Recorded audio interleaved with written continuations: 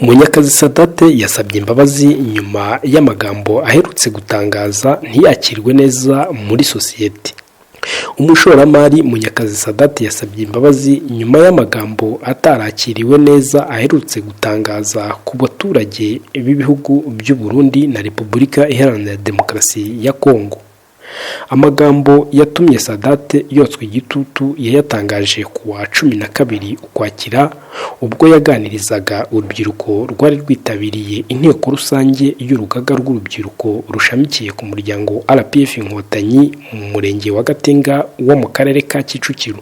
Yabwiye uru rubyiruko rwari rwitabiriye iriya nteko rusange ko rugomba kugira imyumvire y'uko bagomba kuba ababoss bagasigara baha akazi abaturage bo mu bihugu bikikije u Rwanda. Yabwiye uru rubyiruko rwari rwitabiriye iriya nteko rusange ko rugomba kugira imyumvire y'uko bagomba kuba ababoss bagasigara baha akazi abaturage bo mu bihugu bikikije u Rwanda. Yakomeje agira ati nk'abarundi bakaza gukubura imihanda yacu, abakongomani bakajya boza amatuwareti yacu, kuko tuzaba twabasize kure cyane, twebwe ari twe babosi dufite abakozi dukoresha. Simba babwiye se?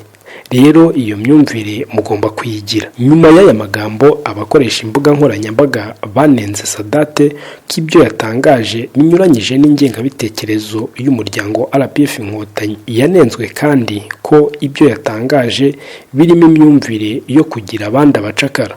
Nyuma y'igitutu cyinshi uyu mugabo yavuze ko asaba imbabazi nyuma yo kugirwa inama n'abantu banyuranye.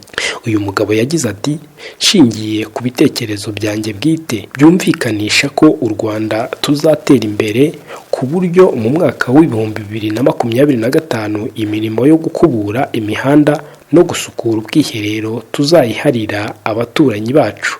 Shingiye ku bitekerezo byinshi nabonye ndetse n'inama nagiriwe n'abantu banyuranye, nyuma yo kugisha inama umutima wanjye, shingiye ko abanyarwanda twifuza ko duharanira iterambere ryacu ariko kandi mu iterambere ryacu tukaba turi kumwe n'abavandimwe bacu b'Abanyafurika. Niseguye kubumvise ubutumwa bwanjye kabagiraho ingaruka, baba abanyarwanda, abarundi n'abakongomani ndetse n'abandi. Sadate yunzemo ati nkurikije umurongo mugari w'iterambere rya Afurika, twese nemeye ko nakosheje imvugo idakwiye, nerekanye ko hari abavandimwe bacu bazasigara inyuma bakajya badukorera imirimo idashimishije. Nkaba mbisabiye imbabazi kuwo byagizeho ingaruka wese. Nkaba nsabye kandi imbabazi umuvandimwe wese w'umunyafurika kuko natatiye intego ngari y'ubumwe bwacu nk'abanyafurika. Iyi ni Impara Media Rwanda.